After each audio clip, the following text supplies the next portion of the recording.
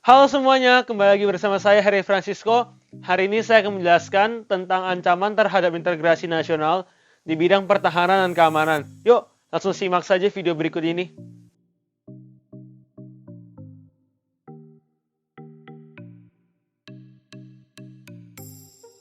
Nah, sebelum kita mendalami video ini lebih lanjut lagi, kalian harus tahu dulu apa itu integrasi nasional dan faktor-faktor pendukungnya.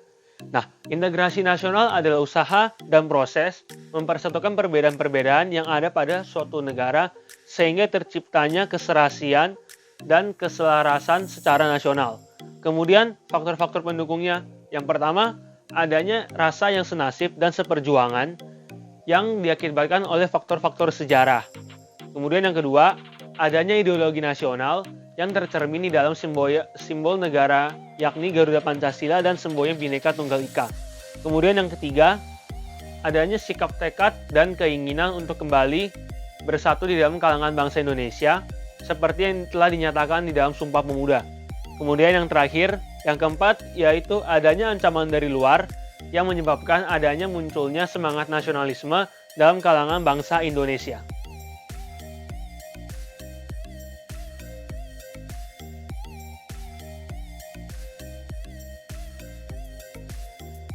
Kemudian ancaman terhadap integrasi nasional.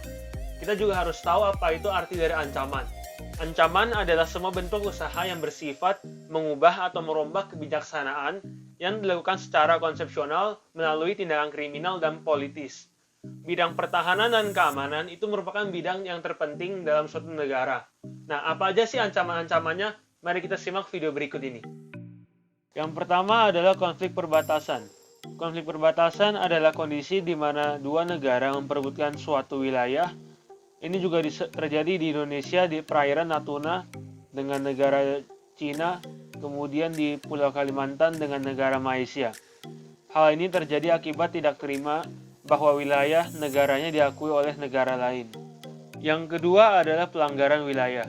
Pelanggaran wilayah terjadi saat suatu kelompok atau negara memasuki wilayah negara lain tanpa izin atau secara ilegal. Kita bisa lihat di Indonesia sering terjadi pencurian ikan di mana kapal nelayan asing seringkali masuk ke perairan Indonesia tanpa izin. Ataupun bisa juga penyelundupan barang seperti narkoba ataupun barang lainnya. Hal ini dilakukan karena untuk mendapat untung yang besar tanpa membayar pajak pemerintah Indonesia. Yang ketiga adalah gerakan separatis. Gerakan separatis adalah tindakan-tindakan secara terencana yang berkaitan dengan pemisahan diri atau kelompok dari kelompok lain. Atau dalam KBBI diartikan sebagai golongan atau orang yang menghendaki adanya pemisahan diri dari suatu persatuan bangsa. Contoh yang terjadi di Indonesia adalah pemberontakan PKI, gerakan DITI, GAM, OPM, dan masih banyak lagi. Hal ini disebabkan oleh ketidakpuasan masyarakat ataupun doktrin dari luar ataupun tidak meratanya infrastruktur pemerintah pusat ke daerah. Yang keempat adalah terorisme. Terorisme adalah suatu perbuatan yang menggunakan kekerasan atau ancaman kekerasan yang menimbulkan suasana teror atau rasa takut secara meluas, dan yang pastinya menimbulkan korban jiwa atau kerusakan. Banyak sekali kasus terorisme yang terjadi di Indonesia, yaitu bom Bali tahun 2002, bom gereja di Surabaya tahun 2018, bom Hotel Jawa Marriott tahun 2003, bom Sarinah tahun 2016, dan yang lainnya. Semua dilakukan karena para teroris mereka menganut paham-paham radikal dan diberikan doktrin dari luar sehingga mereka tertarik melakukan hal-hal tersebut. Yang kelima adalah korupsi. Korupsi memiliki arti menyalahgunakan atau menyelewengkan tanggung jawab atas uang orang lain atau harta orang lain untuk kepentingan pribadi yang dapat merugikan orang lain. Banyak sekali kasus korupsi yang terjadi di Indonesia. Contohnya kasus korupsi Presiden Indonesia yang kedua, Bapak Soeharto, kasus korupsi mantan Ketua DPR RI, Setia Novanto, Bupati Kota Waringin Timur, Supian Hadi, kasus Jiwasraya, dan masih banyak lagi. Yang mengakibatkan mereka melakukan korupsi adalah ketidakpuasan mereka akan harta, kemudian diiming-imingi jabatan, ataupun perjanjian yang menguntungkan, dan sebagainya. Yang keenam adalah perang cyber. Nah, yang terakhir ini merupakan perang yang dilakukan secara tidak langsung, namun dilakukan di dunia maya. seperti menyebar hoaks atau berita palsu, melakukan ujar kebencian di internet terhadap orang, kelompok, ataupun SARA, mengajak untuk ikut serta dalam gerakan radikal dan sebagainya. Hal ini merupakan hal yang paling banyak terjadi saat ini.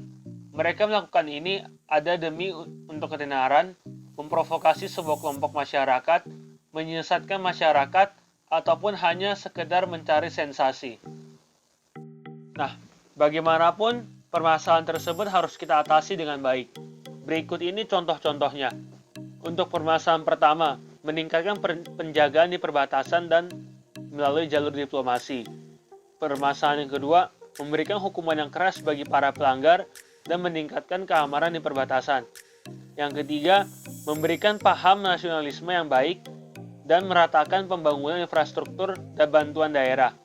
Yang keempat, melarang ajaran radikal berkembang di Indonesia, diberi ajaran tentang agama yang baik, menumpas bibit radikal di Indonesia, yang terakhir, menjauhi doktrin yang berbau kekerasan.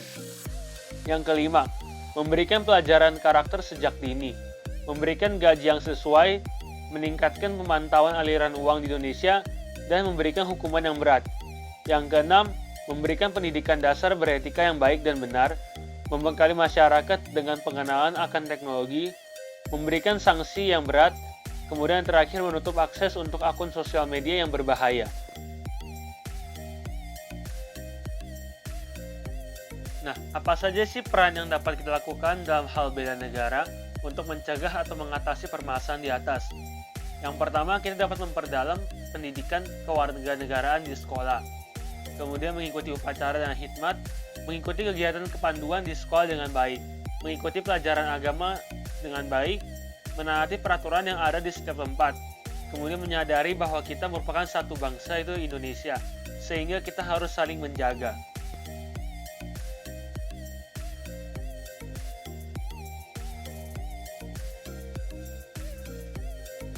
Nah, itu sedikit penjelasan tentang ancaman terhadap integrasi nasional di bidang pertahanan dan keamanan, serta beberapa cara untuk mengatasinya. Semoga video ini bermanfaat untuk kalian, dan terima kasih sudah menonton sampai sejauh ini. Jika kalian menyukai video ini, silakan di like di bawah, kemudian berikan komentar apa sih yang menjadi hal positif dari video ini. Kemudian jika Anda merasa video ini bermanfaat untuk Anda, boleh kalian sebarkan ke teman-teman kalian, ke keluarga kalian, atau siapapun. Jangan lupa untuk subscribe channel ini, dan sampai jumpa.